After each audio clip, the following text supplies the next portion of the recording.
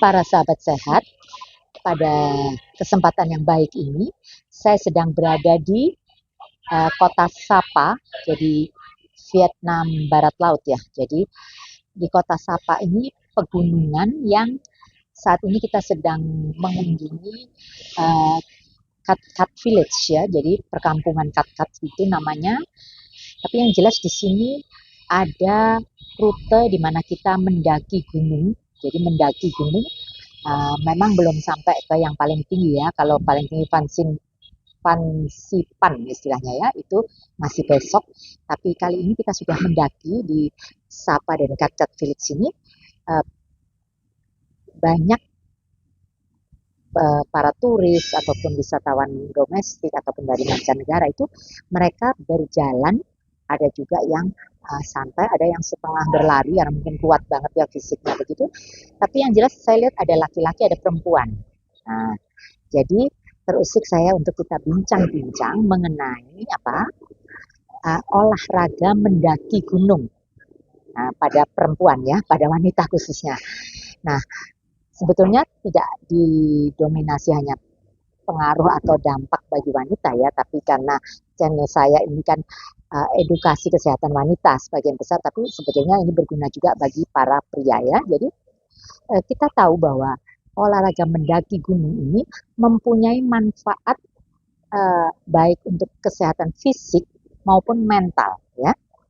Kalau fisik kita tahu tentunya ini akan melatih kesehatan atau kebugaran paru-paru dan jantung kita ya, karena kita berlatih tentunya ya dengan berjalan, dengan menanjak gitu.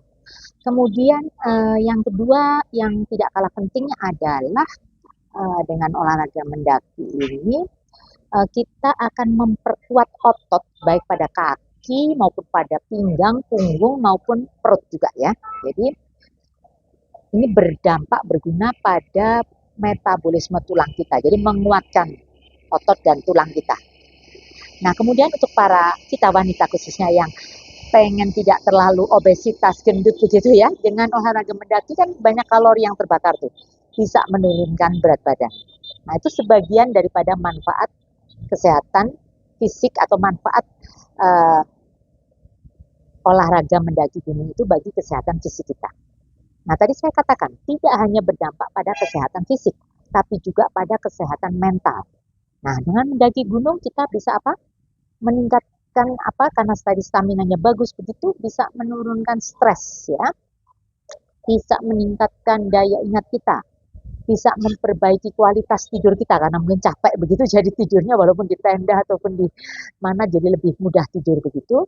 Kemudian juga meningkatkan aktivitas sosial kita tentunya ya, karena kita banyak teman, kan nggak mungkin mendaki gunung sendirian ya, rame-rame seperti pada kesempatan yang baik ini saya bersama rombongan sekitar 20 orang tuh. Karena rombongannya udah bukan rombongan anak remaja ya, karena kan kemarin buat plesetan rombongan Nelly seksi, nenek lincah seket siji, umurnya sudah ABG katanya, arek baru gocap, atau rombongan sudah sweet ya. Sudah itu kalau bahasa Jawa artinya 60 tahun. Nah, karena kita sudah tidak muda lagi, sebagian besar dari kita itu para nenek-nenek yang sudah menopause begitu, ternyata ini bagus banget memperbaiki metabolisme tulang, memperkuat otot dan juga kaki, pinggang, punggung.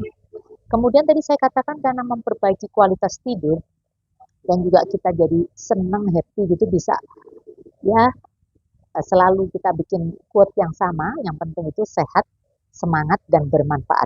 Karena usia hanya deretan angka, sehingga inilah yang memperkuat karakter kita, mental kita, psikis kita nggak gampang stres. Tadi ya. Kemudian kebersamaan dengan teman-teman, apalagi peer group yang usianya hampir-hampir sebaya, saling mensupport begitu ya. Jadi pada kesempatan yang baik ini, saya yang usianya sekitar katakanlah menjelang 60-an begitu, ada yang usianya sudah 70-an, bahkan yang 82 itu ada. Seorang nenek yang hebat banget itu, saya salut sama beliau.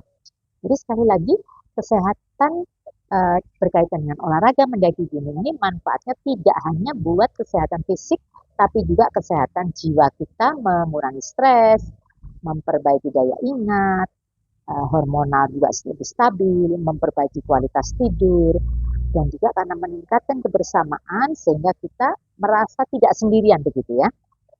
Nah, jadi pertanyaan tentunya bagi para wanita, dokter kalau memang hobinya mendaki gunung, kalau sedang haid boleh nggak mendaki gunung? Kalau haid, saya katakan boleh saja, tapi sekali lagi haidnya yang oke loh ya, tidak sedang menorahi atau perdarahan hebat begitu nanti lemas nggak kuat mendaki gunung atau tidak sedang dysmenorrhea nyeri haid yang hebat begitu. Nah, tapi ada lagi yang bertanya, kalau hamil dokter, nah, para sahabat sehat, khusus bagi yang saat ini sedang hamil, saya himbau memang tidak melakukan olahraga mendaki gunung. Karena di ketinggian lebih dari 2.500 meter atau 8.000 kaki begitu, tentunya kadar oksigen itu menipis. Nah, kalau kadar oksigennya menipis, bagi ibu hamil tentu akan berdampak pada kesejahteraan janinnya menjadi kurang baik. Oleh sebab itu, para bunda yang saat ini sedang hamil, walaupun dulunya senang mendaki gunung, mungkin bisa rehat dulu ya, bisa rehat dulu, bisa diganti dengan olahraga jalan santai atau berenang begitu ya. Kalau berenang boleh, kemarin saya jelaskan ya, kalau berenang itu boleh. Nah, sekali lagi, kalau tadi saya katakan kan ini kota Sapa ini di barat laut Vietnam ya, memang jauh lebih sejuk dibandingkan dengan di uh, tengah kotanya yang panas banget di Hanoi itu panas lebih panas dari Jakarta begitu. Tapi di sini sejuk. Nah, besok kalau kita akan ke Gunung Pansipan itu lebih sejuk dan lebih berangin. Nah, di situ pun juga tetap saya himbau untuk para wanita yang sudah menopause, kita dapat udara segar, dapat oksigen, dapat matahari, itu semua penting untuk kesehatan kita, khususnya untuk metabolisme tulang kita. Tapi bagi para bunda yang saat ini sedang hamil, tolong ditunda dulu ya, rehat dulu, jangan mendaki gunung. Pilih olahraga yang lain yang lebih tidak berisiko. Karena kalau mendaki gunung selain tadi oksigennya menipis, bisa juga berisiko apa? Terpleset bisa ya, seperti ini tadi saya jalan hati-hati karena ada genangan air begitu apa? Bisa licin. Nah, kalau terpleset kita bisa mengalami cedera tulang.